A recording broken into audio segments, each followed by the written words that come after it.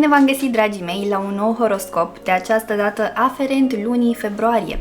Dragii mei, eu sunt Ana Fotescu, astrologul vostru, aici pe canalul vostru de YouTube, dar nu numai. Vă invit să vă abonați acestui canal în cazul în care n-ați făcut acest lucru deja și să apăsați clopoțelul pentru a fi notificați ori de câte ori eu postez ceva nou. De asemenea, vă informez că acest horoscop este unul general, prin urmare tratați-l ca atare. Dacă doriți mai multe detalii, mai multe informații, doriți să aprofundați amprenta voastră astrologică, atunci vă invit pe site-ul meu www.terapieprin-astrologie.ro la secțiunea magazin, unde veți găsi toate serviciile astrologice puse de mine la dispoziție pentru voi și prin intermediul cărora vom reuși împreună să deslușim tainele destinului vostru. Dragilor, mă găsiți și pe paginile rețelelor de socializare, respectiv Facebook, Instagram și TikTok, cu terapie prin astrologie.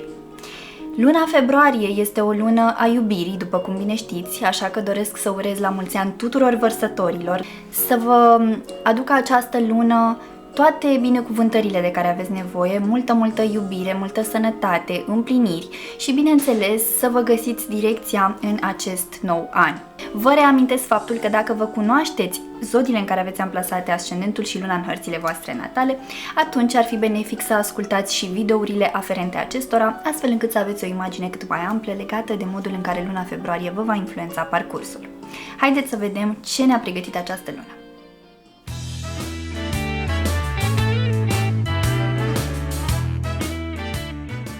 Bun găsit, dragi nativi ai zodiei Fecioară, și bine ați revenit la horoscopul aferent lunii februarie. Acest video este pentru toți cei dintre voi care v-ați născut în acest semn zodiacal, dar și pentru cei dintre voi care aveți ascendentul, descendentul, luna, planetele Marte, Venus sau Mercur, dar și unul dintre cele două noduri lunare amplasate în acest semn zodiacal în hărțile voastre natale. Așa cum v-am obișnuit, vom discuta despre începutul, mijlocul și finalul de lună. Pentru voi, dragii mei, începutul lunii își are atenția în zona relațiilor de cuplu și a relațiilor cu copiii. Este un moment bun în care să vă faceți ordine, în care să petreceți timp alături de persoana iubită, în care să vă aduceți o structură în relația din care faceți parte. Deci este nevoie ca ceea ce s-a întâmplat până acum sau felul în care va decurs relația până în acest moment să capete o structură, o formă mai clară, să deveniți mai asumați, mai responsabili, să oficializați lucrurile acolo unde este cazul, da? Sau să petreceți mai mult timp cu partenerul și tot așa. În cazul în care există copii, să vă interesați mai mult de parcursul lor școlar, despre nevoile lor, să înțelegeți mai bine ce trebuie să faceți astfel încât dezvoltarea lor să fie una cât mai armonioasă și mai benefică. Totodată, pe început de lună, aveți ocazia să veniți cu ceva nou în relația din care faceți parte. Puteți beneficia de idei noi, de inspirație, de creativitate.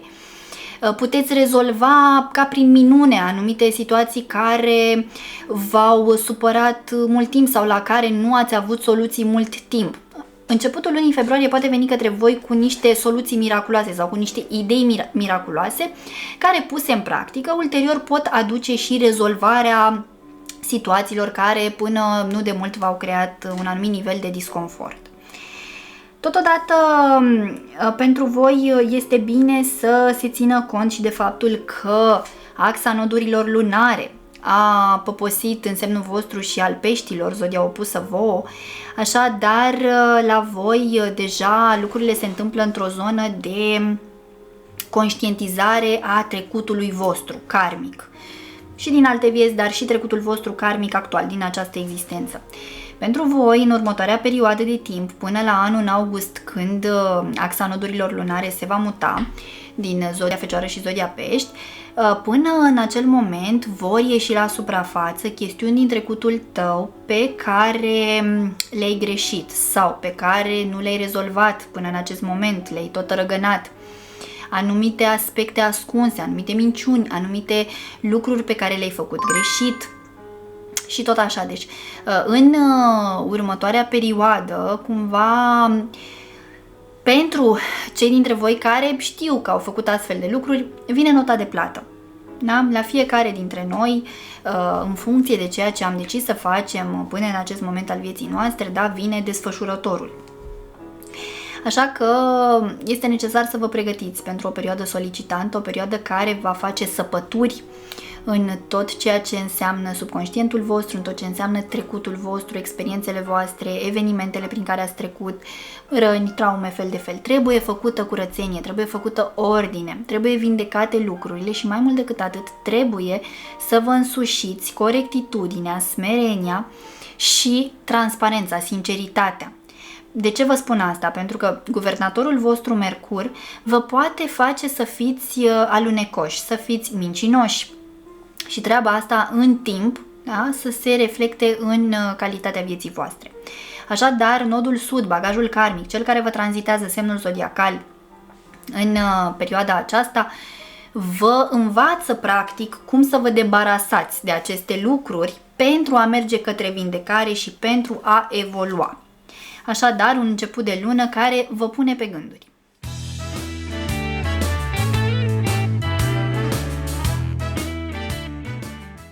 Mijlocul lunii pentru voi este unul ceva mai intens, pentru că în intervalul 14-15 februarie luna vă va tranzita semnul zodiacal. Mai mult decât atât, va fi și imediat după faza de lună plină din semnul vostru vecin din zodia Leu, după ce și-a atins apogeul, ceea ce înseamnă că are loc o eliberare de anumite chestiuni care nu vă mai folosesc în prezent din punct de vedere emoțional, anumite paradigme, anumite mentalități, anumite obiceiuri pe care le-ați tot perpetuat de-a lungul anilor și care n-au făcut altceva decât să vă țină pe loc din a evolua, n-au făcut altceva decât să pervertească cumva structura voastră luminoasă. Așa că acest tranzit al lunii prin semnul vostru zodiacal va activa anumite răni din interiorul vostru care au legătură cu experiențe din trecutul vostru, experiențe colective. Poate că, nu știu, când erați mai tineri sau erați micuți în grupul de colegi, de prieteni, da? Poate ați fost minimizați, ați fost ridiculizați într-o formă sau alta. Poate la locul de muncă ulterior, da, nu vi s-au acordat șanse sau nu vi s-a văzut din prima potențialul și aceste lucruri și-au pus amprenta pe voi de-a lungul timpului și v-ați format în așa fel încât să aveți un soi de mecanism de apărare prin această minciună, această păcălea, prin a-i păcăli pe ceilalți, prin a vă vedea tot timpul propriul interes, prin a prima, de fapt, ideea aceasta de a face lucrurile cu orice preț fără a vă gândi la ceilalți, pentru că în interiorul vostru se află o suferință mare îndreptată înspre ceilalți, având o natură extrem de sensibilă, practic toate acele lucruri care v-au rănit și-au lăsat amprenta foarte puternic și sunteți mereu ca într-o mișcare de apărare, sunteți în gardă tot timpul, da? Încercați să fiți cu un pas înainte astfel încât să fiți pregătiți în cazul în care lucrurile s-ar repeta.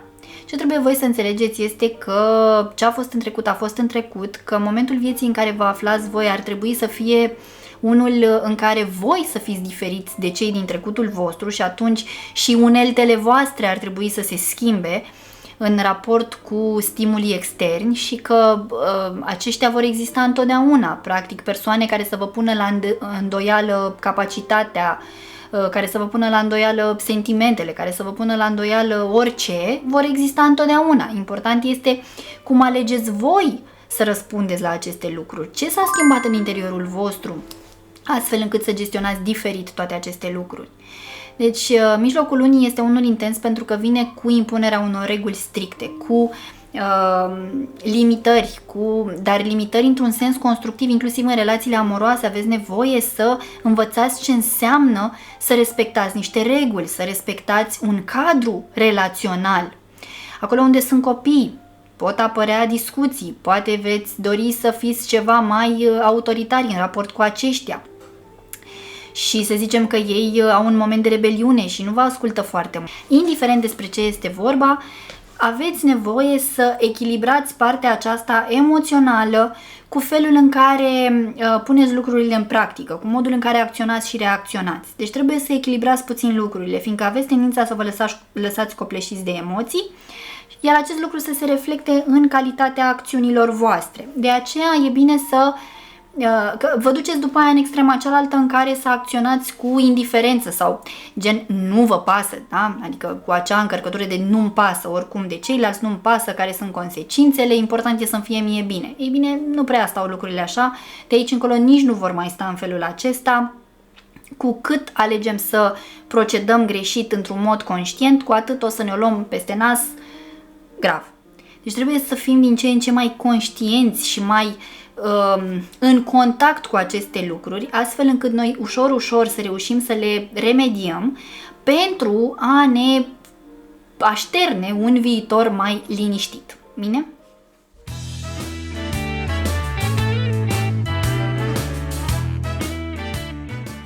Finalul de lună este unul puțin mai liniștit, însă își mută atenția în sfera aceasta a relației cu copiii, dar și a relației cu copilul interior, a modului în care voi vă raportați la amintirile voastre din copilărie, la casa părintească, la tot ce are legătură cu educația primită de la părinți, de la bunici.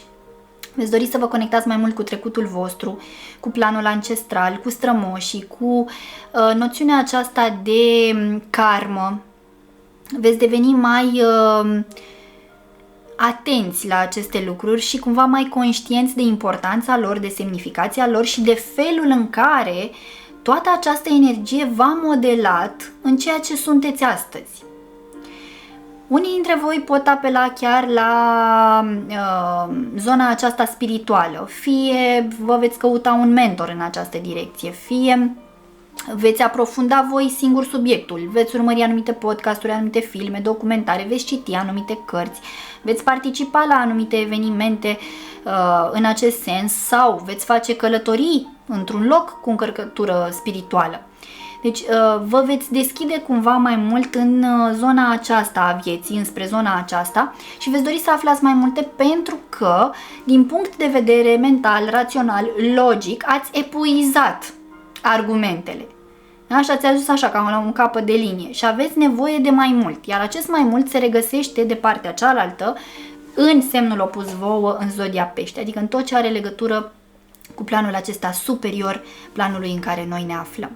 Așadar, un final de lună care vine cu conștientizări, cu revelații importante și mai mult decât atât vă va pune pe gânduri legate de menirea și scopul vostru. S-ar putea să vă dați seama că nu vă mai regăsiți în ceea ce faceți actualmente, da? La locul de muncă. Pentru unii dintre voi, nu pentru toată lumea, nu e valabil pentru toată lumea. Dar pot exista persoane care să-și dea seama că ceea ce fac din punct de vedere profesional nu este aliniat cu menirea și scopul lor. Adică undeva în interiorul vostru simțiți că ceva este în neregulă. Poate nu știți sau n-ați aflat care ar fi scopul vostru, menirea voastră. Dar ceva din interiorul vostru urlă și vă spune că ceea ce faceți nu este potrivit pentru voi sau nu mai este potrivit pentru voi și mai mult decât atât nu vă exploatează potențialul maxim. Da? Iar aceste lucruri ar trebui să vă dea de gândit, ar trebui să reflectați mai mult asupra acestor chestiuni și să vă găsiți locul în propria voastră existență, dragii mei. Acestea sunt informațiile din punct de vedere astrologic pentru toți cei dintre voi care aveți legătură directă cu energia zodiei Fecioară în luna februarie. Dragilor, înainte de a extrage un mesaj de la cărțile Oracol, am aici o cărticică cu citate de iubire și haideți să vedem ce mesaj sau la ce citat deschidem aici cartea. Cât voi trăi, inima nu se va abate pentru nimeni altul, oricât de bun, frumos, brav, hotărât, bogat ar fi. Alegerea e făcută pentru totdeauna. Ia uitați ce frumos, ce declarație de dragoste frumoasă pentru partenerii de cuplu, da? Că tot ne aflăm în luna iubirii. Haideți să vedem acum și mesajul lunii februarie pentru voi de la cărțile Oracol. Ok. Ce frumos. Voi aveți nevoie să îmbrățișați schimbarea cu multă grație. Și ia uitați, aveți aici simbolul, da? semnului vostru opus, cel cu care vă aflați pe aceeași axă. Aveți de învățat de la el, da? Și cu luna aici. Aveți de învățat de la el să vă deschideți mai mult către zona de sinceritate, de empatie, de simțire, de sensibilitate, de iubire și de spiritualitate. Și în acest mod să ajungeți să îmbrățișați, să nu vă mai fie atât de frică de schimbare și să o îmbrățișați cu multă grație și eleganță. Dragilor, în speranța că mi-ați rămas aproape până la finalul acestui video, vă mulțumesc și vă invit să apreciați și să distribuiți acest video tuturor celor cărora credeți că le va fi de folos. Vă doresc ca luna februarie să aducă în viețile voastre toate binecuvântările de care aveți nevoie. Vă pup, vă îmbrățișez și pe data viitoare. Pa, pa!